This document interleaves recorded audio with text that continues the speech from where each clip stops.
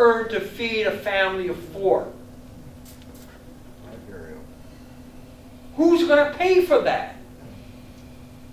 We're not going to pay for it, not Ann and myself. I'm in Austin. I'm not paying property tax any longer. I'll buy whatever I can for cash. I don't want to pay for these people. So how do they get the money? They can't keep taxing us. There's nothing left. How do they get the money? So who in this room can survive without electricity? That's how they get the money. And what they can't grab from electricity because we need it, then they'll let people go who aren't part of that inner circle. And they haven't changed the contracts. They can't afford to pay the retired workers that are retiring every day. But they're bringing in new workers under the exact same contracts. How are they going to do it? Last time I looked, Ontario can't print money. They can borrow, but who wants to lend money at a decent rate of return to a province that might be on the track to bankruptcy? So what do we do about it? They're killing us. And the people in this room represent millions of people right across Canada, millions of people in Ontario, who they figure are the biggest patsies. I'm not old, but I'm not young. I'm not full of the energy that I had 10 years ago or 15 years ago or 5 years ago. But I'm pissed. I'm really pissed. I hate the arrogance of government. I hate the arrogance of the civil servants. Here's a true story. Well, everything I tell you is true. If it's not true, then I make it up really well. A year ago, 2 years ago, a year and a half ago, some jackass in Washington, D.C., a Muslim, decided we're going to have a 1 million-man march on 9/11 day. The day everyone's going to remember when the Twin Towers came down. We're going to have a 1 million-man march, 1 million Muslim march, not to support the victims of 9/11, but to protest the way Muslims are treated in America. Oh my God. So some guy, I think he was blowing smoke, goes on the internet and says, I'm a biker. And if they can get 1 million Muslims to march on Washington, we'll get 1 million bikes. That's a good idea. So I organized bike trips. Well, they're not bike trips, they're events. So I got on the phone, I called people in Texas, I called people in Atlanta, I called people who ride as part of my group. I said, got a meet in Washington? We had 800,000 bikes, not because of me, but I wasn't the only guy that had this idea. Thousands and thousands of bike groups, real American patriots. They signed up to do this. And they rode in from every part of America and Canada. As a matter of fact, our little group was on Constitution Avenue with a huge banner that said Pledge Riders. That's a group I organized. Texans, people from Atlanta, people from New York, people from Ontario, people from Quebec, people who rode all together. We met in Washington. We had this big banner, 9/11, and it said it all. Never again. Most of the people who ride with us are evangelical Christians. These are all born-again guys who are real tough. And if these guys weren't born again, they'd be dead. I mean, these guys did a lot of really nasty things. And they've seen the light. I'm not a religious guy. They are, and I applaud them for it because it made them into human beings. I don't use that term lightly. They really made them into human beings. So here we are on Constitution Avenue, and all of a sudden, we have nowhere to park. So we figured, I'll take a ticket. How much can a parking ticket cost? 25 bucks, 50 bucks? Got to park somewhere. It's 800,000 bikes in Washington. So we found this place outside this, looked like a military place. So and there was no cars. So we just backed up all of our bikes, as you see. This guy comes out wearing a uniform with all kinds of things on. He says, "You can't park here." So I said to this guy, I said, "Look, I'm really sorry. We rode a long way to stand with you from Canada, from Texas, and Point Young." The guy said, "You can't park here." Another guy comes out and says, "What's going on?" Told him we came from Canada, and we have banners. And the guy says, "One moment, please." There was a police, goes inside this building, and a 3-star general comes out. He says, "I understand you rode all the way from Canada to stand with us." I said, "Yeah, we did." He said, "You leave your bikes here. If you have any money, you can leave them on the seats, because we're guarding your bikes, no one's going to touch them." He said, "Go stand over there with your placards and your signs. There's the Vietnam Memorial on Constitution Avenue." And then all of a sudden, the helicopters are flying overhead. And like they're overhead. I mean, I could hit them with a rock. And they're taking pictures. And then there's flying squads coming down the road. And who's passing? Obama.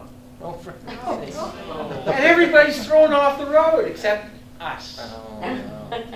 So a couple of the evangelical preachers gave prayers every time the plane hit. The first plane, the second plane, the Pentagon plane, and the plane in Pennsylvania. And we were dutifully thanked by quite a few people for being there. These people were our age, who rode their motorcycles all over. What about the other group? Which other group? The Muslims, did they show up? Yeah, 2 of them. I'm serious. They never showed up. Had they shown up, I would have been pleased. I really would. I'm not necessarily a violent person, but I would have been pleased. It said something about who we are. So we took that spirit our parents and grandparents gave to us, and we didn't pass it down to our children. We made things very easy for our children. We wanted our children to have what we didn't have. We wanted their life to be easier than our life. When I was a kid, we'd get up on the ice. There weren't any helmets. Half of us didn't have shin pads. And if somebody looked the wrong way at somebody, they'd square off and they'd fight until somebody would stop fighting, or other people would jump in, and then we'd finish the game. Today you go to jail for that. I don't know if you're following the story about this husband and wife, these 2 parents. They have, I think, a 10-year-old and a 6-year-old, 2 kids, and they sent them off to go play in the park. The park was like a third of a mile away. So the kids were picked up, the parents were arrested. Have you been following this? Yeah. Now the parents are suing the police, suing social services, going after their neighbors for squealing, saying, "I will raise my kids my way." I was raised in Montreal. I was 6 years old taking my toboggan up Park Avenue. I mean, that's a really busy street. 4:30 in the morning, it's pitch black. I don't care. I'm going up to Fletcher's Field on the side of Mount Royal. I'm going to toboggan down that field. I went ice skating there as a young kid alone. I was 6 years old. My parents said, "Just get back." Period. So we've raised a society of wimps. We've allowed the government and the courts to come in and tell us how to raise our children, how to live our lives, what we can do, what we can't do. Ann and I are shooters. So we have all kinds of firearms. We have pistols, we have rifles, we have carbines. I mean, we enjoy it a lot.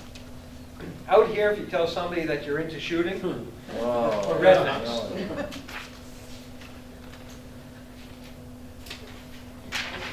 Only once. In Texas, if you tell somebody you're into shooting, they say, what do you got? We did a lot of shooting in Texas. And there were some other Canadians when they found out that who were there. There weren't many Canadians, but when they found out that we're into guns and stuff. I don't think they vomited only because they didn't want to be that impolite.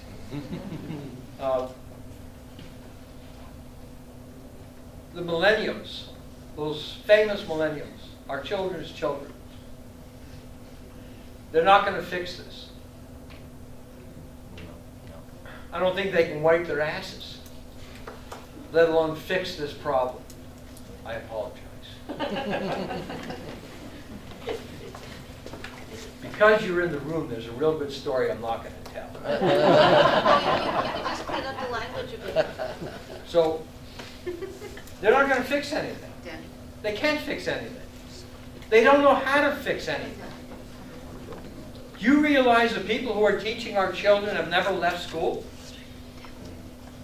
They never left school. And they're teaching our children how to live. So they went to school at 5 years old, kindergarten, went through grade school, went through high school, went through university, went to school. They've never been out of school. They never had to worry about a salary. They never had to worry about losing their job. They never had to make a paycheck to anyone. Justin Trudeau. If they're lucky, they work 8 months out of the year. They're indoctrinating our children. That's the word. Goebbels, one of the greatest propagandists of all time, the Nazi Goebbels. He said, give me your children till they're 6 years old, and I'll give you back the man. So, we have children, never mind that they're not trained for any life skills. They know nothing about our history. No. They know nothing about our geography. They know nothing about what our grandparents did or their great-grandparents did to give us a free world. They're not going to fix anything. The only way our countries, and I use the plural, even though we're not Americans, what happens in America is going to have a tremendous effect on what happens in Canada.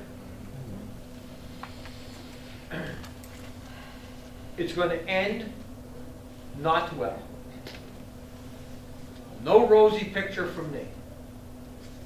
I can stand here and say, it's going to get better.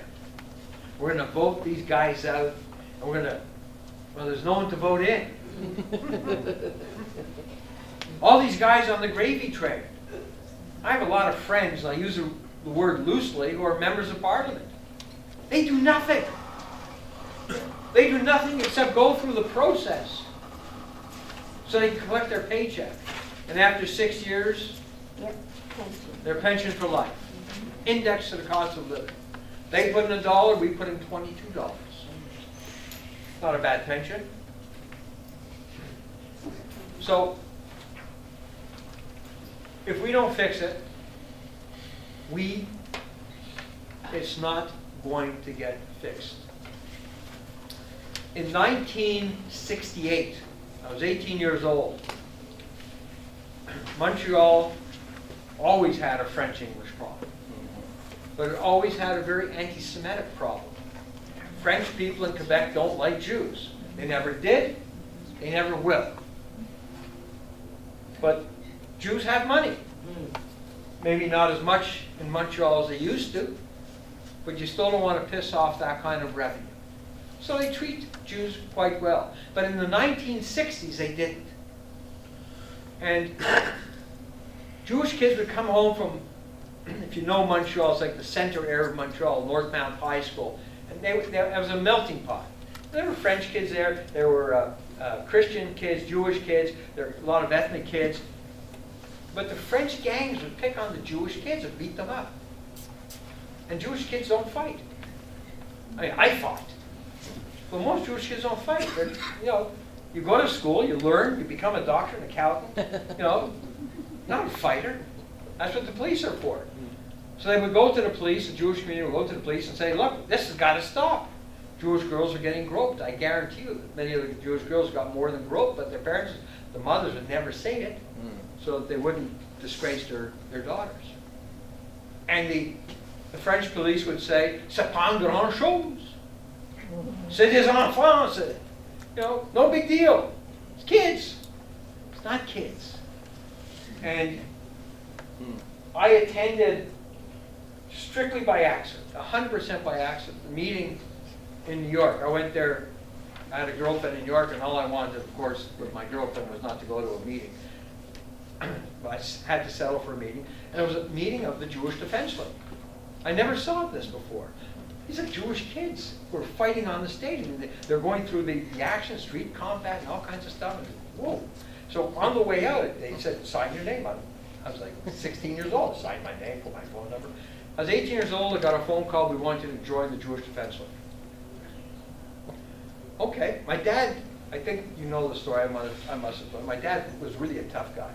And he fought overseas for 5 years. I mean, he went right through it. And he wouldn't take crap from anybody. He wasn't a big guy, but guys twice his size didn't have a chance. And so I joined the Jewish Defense League. And in the space of 1 month, there were a couple of fights, there were vicious fights, and